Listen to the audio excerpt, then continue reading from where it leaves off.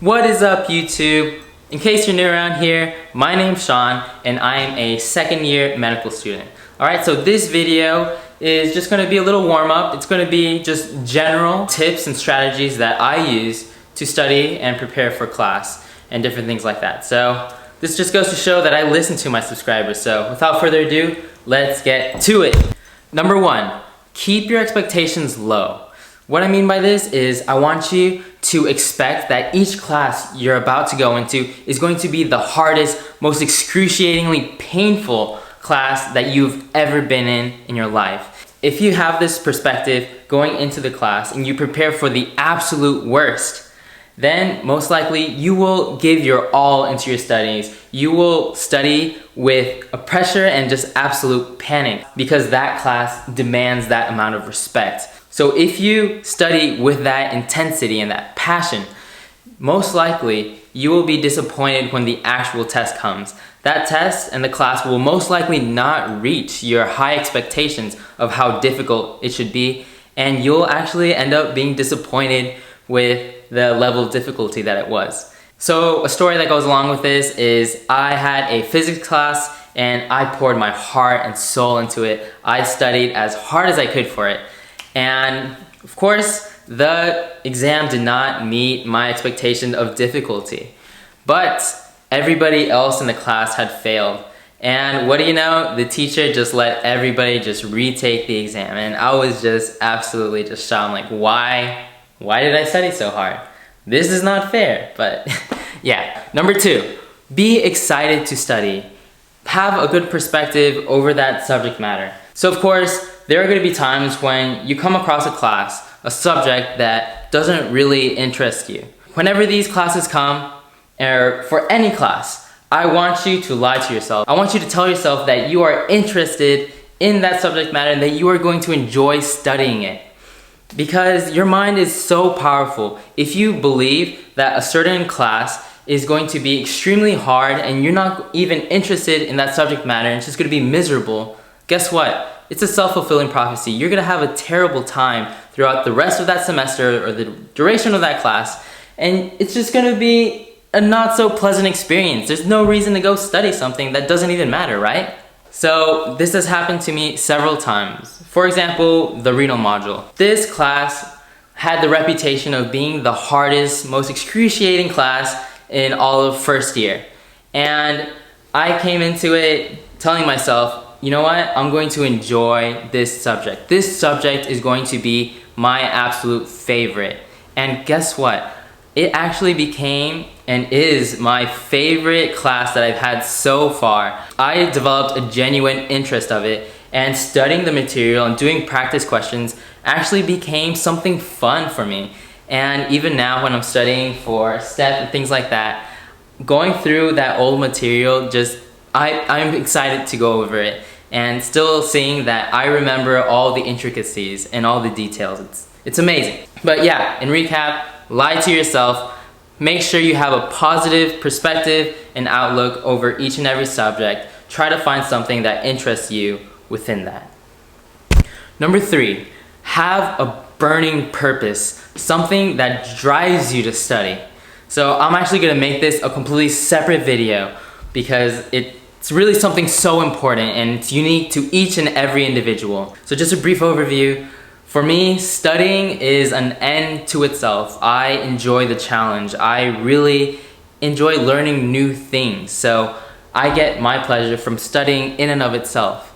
But beyond that, secondary drives for me are I study for family, I study for reputation, legacy, for my country, different things like that. So I encourage you to take the time and reflect on the reasons of why you study and why you study so passionately. Whenever you're feeling down, you can look at that list and studying will not be difficult anymore. Number four, be adaptable. Every class is different, and even within that class, each lecturer has a different style. The slides are not the same. Everything's just completely different. You need to make sure that you are liquid and that you can be fluid and flexible and that your way of studying can adapt to the styles of the teachers, and that you won't completely fall apart if it is completely different than what you're used to. So I'm currently experiencing that right now in the neuro-psych module. It's just a completely different type of style, the pace of the class, everything's different. So I've really had to mold and change the way I study just for this class. If you're adaptable, nothing can ever come between you and your goals, because you'll evolve, you'll adapt, you'll change the way you study in order to be successful. So be liquid. Number 5, compare yourselves with others. I know this sounds really weird. Usually everybody says, don't compare yourselves with others, it's just gonna make you feel bad, yada yada yada, right? But I think if you're adaptable and you're changing your study methods, you need to make sure that what you're trying out is still on par with everybody else. Because if you have no standard, nothing to measure yourself with, how can you know that what you're doing really is effective and efficient? How can you know if you're really learning and internalizing the material if you have nothing to compare yourself with? So of course, there's always going to be that final exam that shows you whether or not you really learned the material, but you can't wait for the very end like that. So make sure to keep tabs on your friends, the people around you, and ask and inquire about how they're doing, how they feel about the material, and different things like that. Because sometimes there are classes that are extremely difficult and hard. You might feel like you're falling so far behind that you're absolutely lost. But in reality, if you talk to some of your friends, some of your peers, you'll find out that everybody else is feeling that same way, and you can take a deep breath and relax, not stress out, because you're all in it together. So compare yourselves to others to a certain extent. It's all about balance. Number 6, prioritize your studies. Know what really demands your respect and full amount of attention and time, and you need to know what you really need to stress over. So I'm gonna tell my experience with this, and maybe you'll kind of get a deeper understanding of what I mean by this. So the very beginning of my time here in medical school, we had quizzes almost every single day. And of course, I wanted to do well in all of them. So I would study like 2 or 3 hours for each quiz, and I would stress out about it so much. And if I missed one question, oh my goodness, the world was ending. I was freaking out. I felt like I didn't know anything. Contrast that to me now. I'm still having quizzes multiple times a week, but I don't study very much for them. I don't stress out over them. The only thing that demands my respect and my stress is the final exam. So only the material that is going to be presented on that final exam is what I give my full amount of time to, my respect, my priority to. With all these other quizzes, I usually just cram an hour or 30 minutes before them and just go into it just trying to see what I can do. Hopefully I don't fail. And usually most of the time I don't miss any questions. And that just goes to show that it doesn't really matter. And even if I did miss several questions, it wouldn't make a big impact on my final grade, because that's pretty much all measured up by the final and determined by that. So in summary, know what to give your attention, respect, and stress to, and prioritize according to that. Number 7, learn more by studying less. I know this sounds kind of like an oxymoron. How am I supposed to learn more things by studying less? Like, what? Okay, what I mean by this is you need to make sure that you as an individual are refreshed and that you're taking care of yourself, that your mind is healthy enough to study. If you're completely drained and you're getting burnt out from all the studying you're doing, guess what? You're not going to be internalizing that material. It's not going to be very effective studying. It's just going to be you grinding it out, but you won't get very many returns from that. So something I personally do, and I implore all of you to follow my example with this, is I take a full 24 hours away from studying.